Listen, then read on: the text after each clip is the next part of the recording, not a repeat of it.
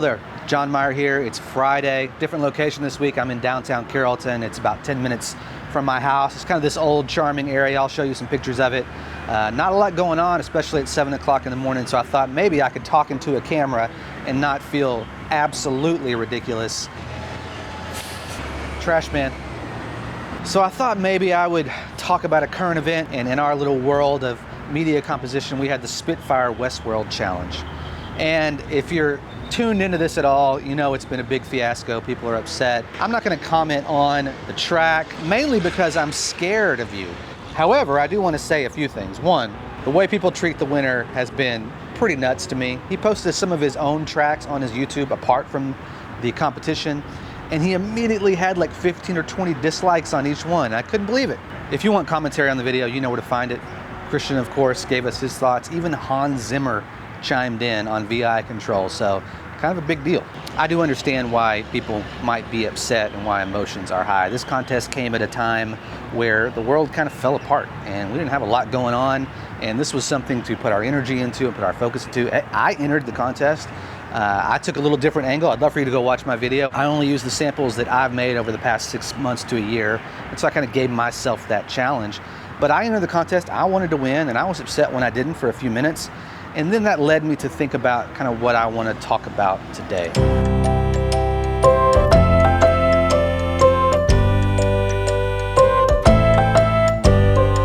No idea if I'm in focus or if you can hear me. Interstate 35 is running right behind me. I got my trusty little Rode Wireless Go mic, which seems to be doing quite well, so we'll go with it. Just a little background. I have been working in the music world for about 20 years now in the Dallas, Texas Metroplex. Out of college, I worked as an intern, wanting to be a recording engineer. I thought that was gonna be my ticket. And then I realized that, I kind of need to start my own little studio or whatever. And so I started producing bands, and then I realized, man, I really, songs are where it's at, so I really need to start writing songs. And then that led to media composition and where I am now.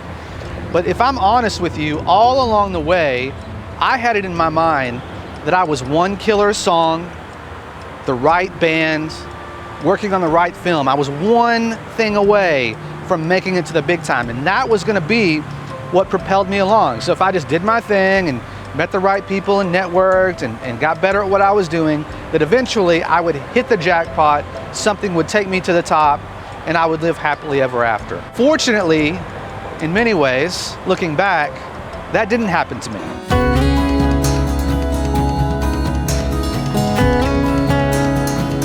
I shouldn't say fortunately. If I would have hit the big time, I'd be cashing those checks and driving nice cars and all that. But that certainly did not happen for me.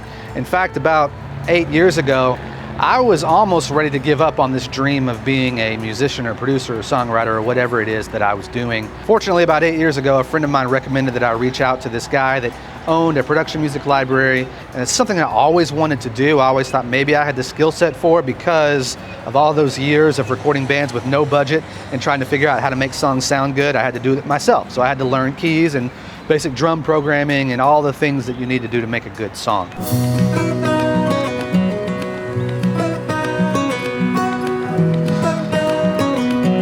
So I was tasked with making that first album. I thought it was in my wheelhouse, acoustic guitar, vocals, and I did a pretty good job. It was hard making 10 tracks, but I did it. And that led to the next album, and it was a bit of a stretch for me, but I did some research, watched YouTube videos, bought some plugins, and I was able to make something good. That led to another album, and so on and so on.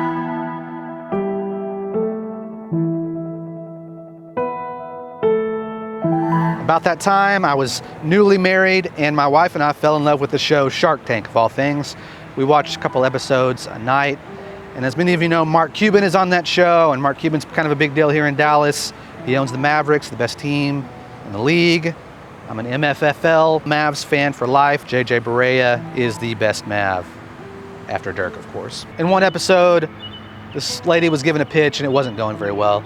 And she was asking for a lot of help from the investors to make her dream a reality.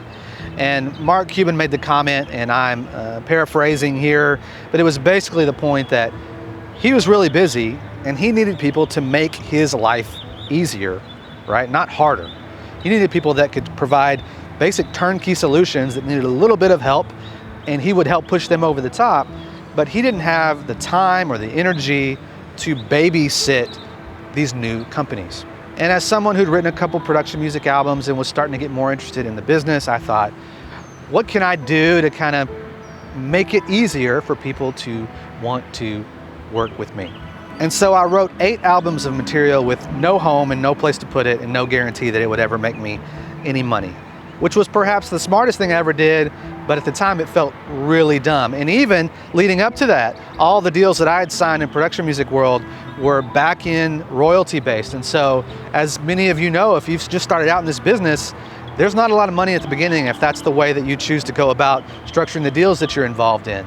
And so it was crazy, but I was kind of in this place where I thought, hey, I'm gonna go for it, and if it doesn't work out, so be it. At least I'll know that I gave it my best shot.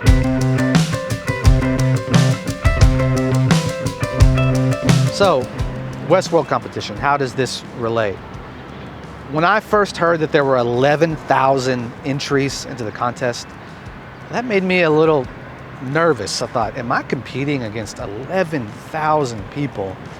And the truth is, when I think about what I've done to get where I am, making a modest living here in Dallas, Texas as a media composer and producer and songwriter and all that, I realize that I'm not competing against 11,000 people, because 11,000 people aren't sitting at their desk writing music every day or trying to come up with creative ways to do new things. They're just not. And there's a big number of people doing that, but I feel more comfortable knowing that if there's a mountain for me to climb to get where I want to go, and I can see that mountain, and it's working every day, and it's writing the best possible music I can, and writing the most music I can see that mountain, then I can at least know what I have to climb. So if you put all of your energy into writing that hit song or trying to get that big motion picture, then I'm afraid most of us, hey, some of you may just be incredibly talented and you get that big break right off the bat, more power to you. But that's not me, and I have a feeling that's not most of the people that are paying attention to anything that I had to say on this channel. I think it's okay to be discouraged by the reaction of a lot of people for the Westworld competition, but don't be discouraged because you lost. Or at least don't be discouraged for too long, because there's a lot out there to accomplish. I just have to believe that if we keep showing up every day, we may not get exactly what we think we want, but something good will come of it.